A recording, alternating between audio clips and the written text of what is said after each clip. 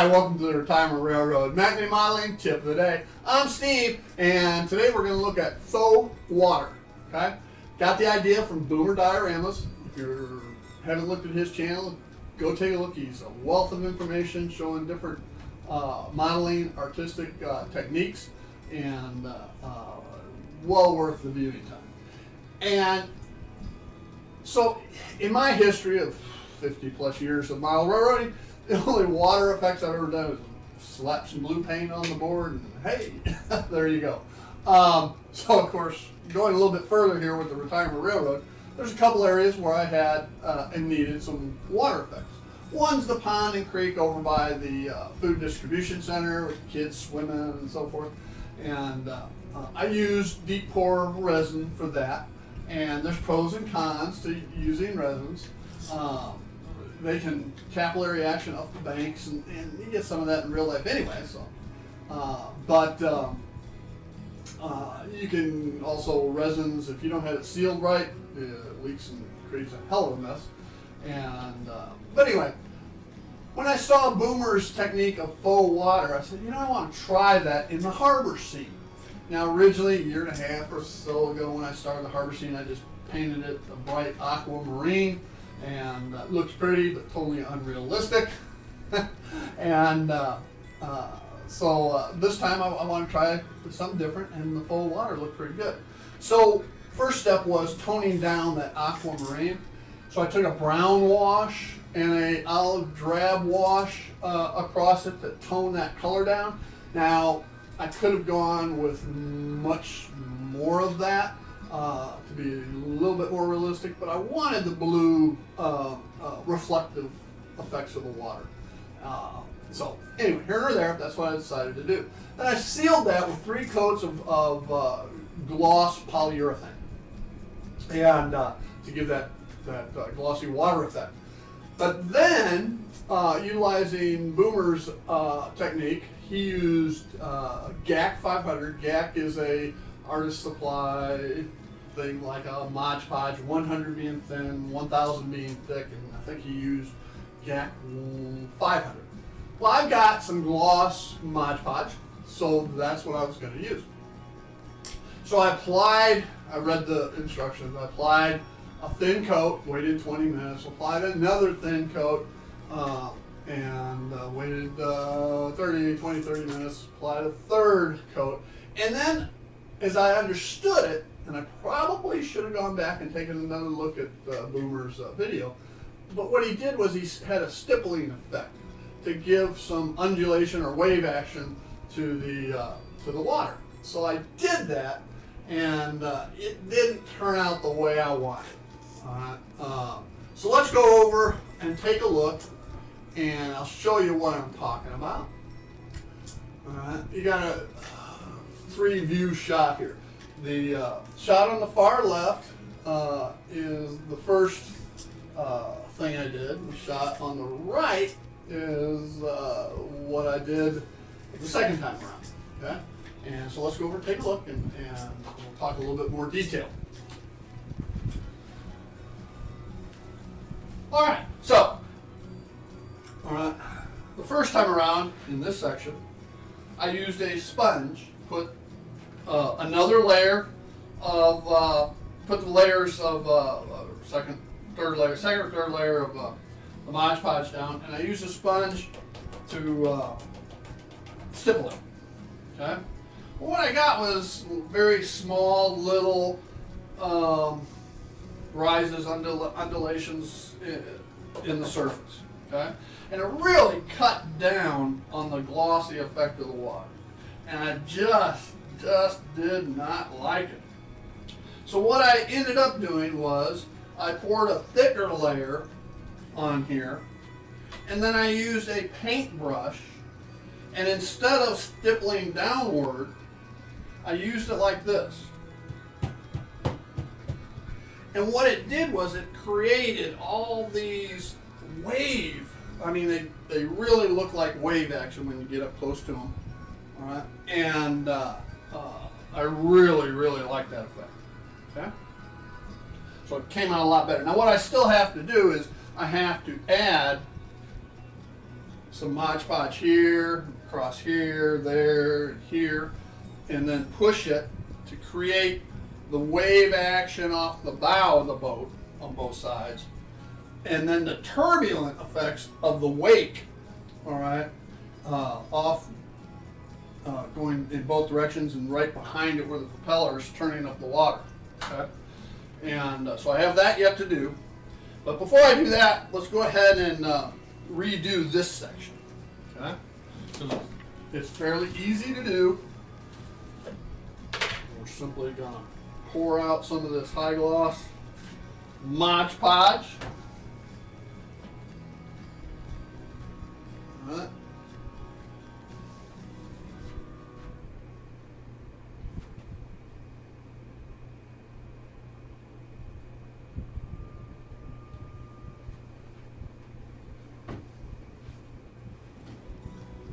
And we're gonna. The other thing about the stippling with the sponge was you could see where the brush strokes, like you see here now.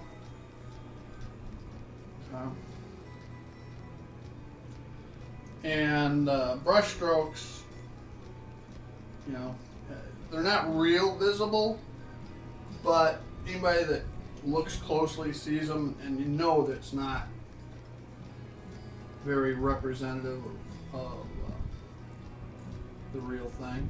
But again,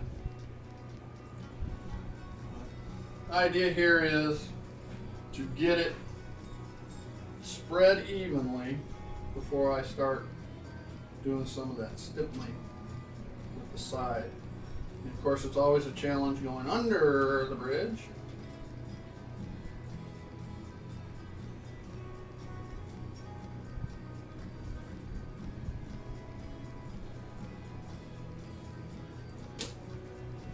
Okay, so then we're just going to do this.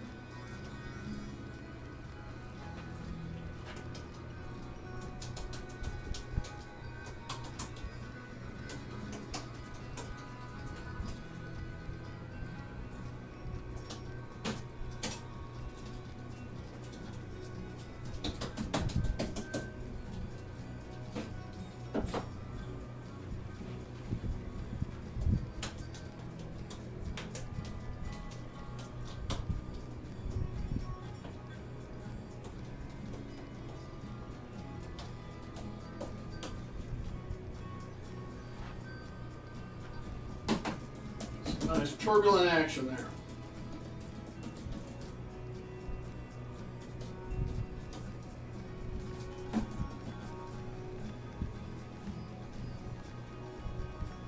Just a tad bit more on this other side of the bridge.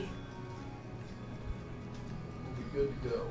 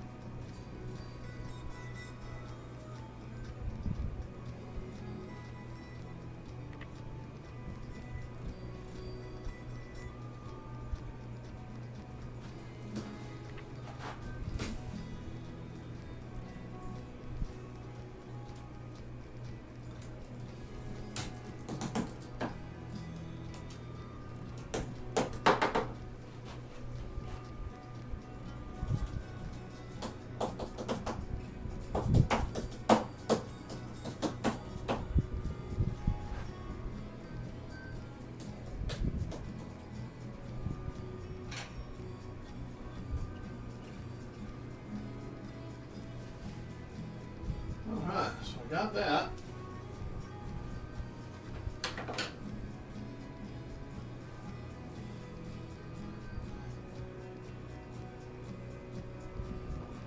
Now, dip the brush.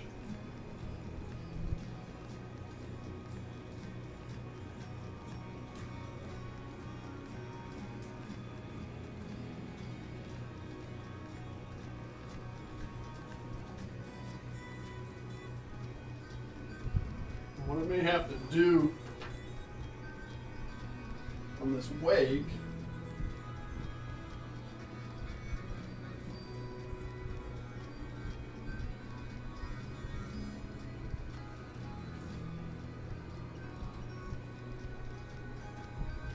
is add some high gloss white.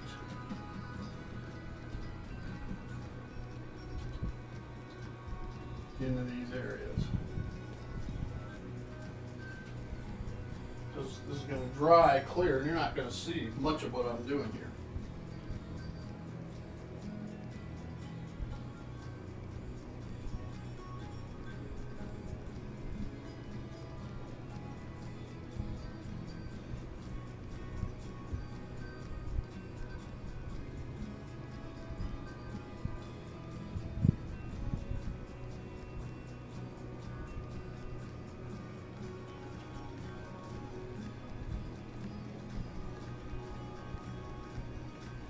Trying to push it up.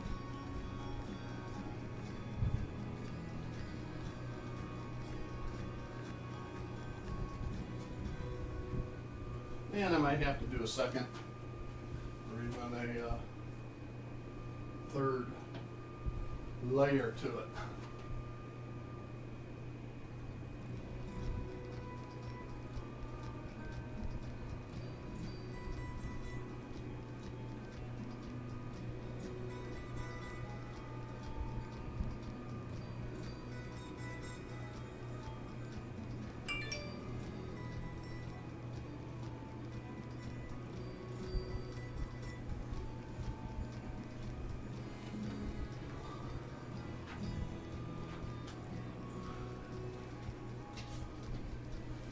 Alright, so kind of gives you an idea of how I did my faux water.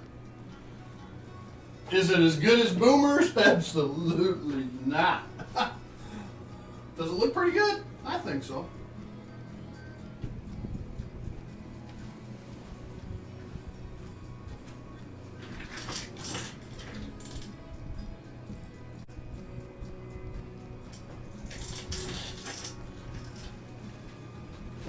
Again, as you may not have been able to see me because of those pictures, instead of doing that, I did this.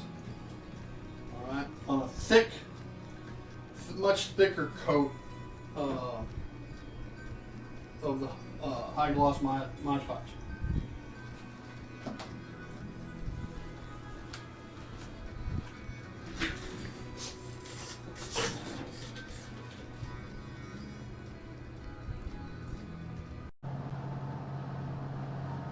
Alright, so I've got the water finished on both sides, matched up, looks good. I've added a little bit of wake type effect. And what I did was really thick Mod Podge, heavily stippled with a built up sections on each side. Then I did 2 coats of that in Mod Podge, and I came back through with some gloss white to give it the foam look, and then another layer on top of that stippled to represent kind of bubbles, so to speak, in the wake. Is it perfect? No. Does it give the effect? Absolutely. Alright, so I'm happy with it. So with that, hang tight. With that, that kind of wraps up the faux water and the barge wake effect. So I'm happy with it, and it turned out pretty good. It's not Boomer good, but it's Steve good. Anyway, I want to thank you for joining me here at the Retirement Railroad Matinee Modeling Tip of the Day. I'm Steve, and y'all have a great day. Bye now.